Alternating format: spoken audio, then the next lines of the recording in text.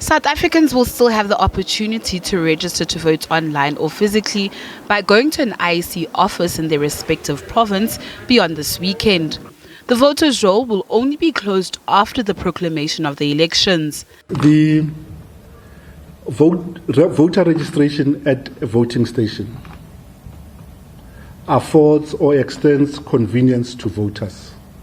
So it is a targeted period at which we extend convenience. However, registration is a continuous exercise. A person can register at any point, whether at a local office or online.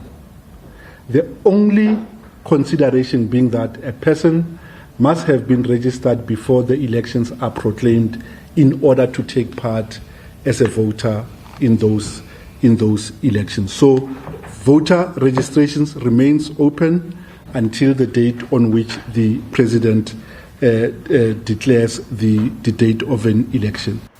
The IEC says the first day of the two-day registration weekend got off to a seamless start, with hundreds of thousands of people visiting the voting stations.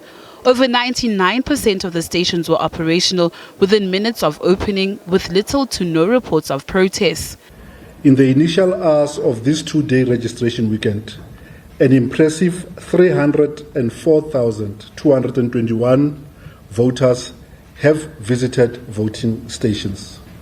Of that figure, 55,019 were persons who were registering for the first time. In other words, persons who enter the voters' roll for the very first time. The online voter registration portal recorded over 20,525 transactions. Of those, 7,234 were new registrations, i.e. persons entering the voters' roll for the first time. We urge voters who may have had a less than pleasant experience using the online platform to try again. The platform remains available 24 hours a day until the day on which the date of the election is proclaimed by the president.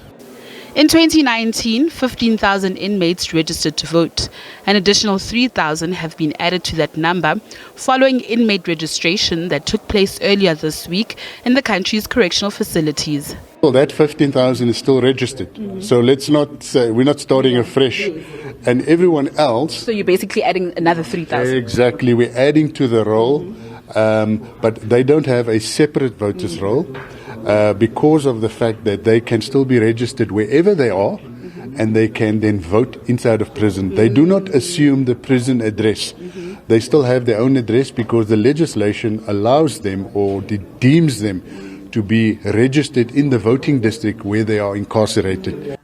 The Commission has continued to encourage South Africans to seize the opportunity and actively participate in this weekend's registration drive.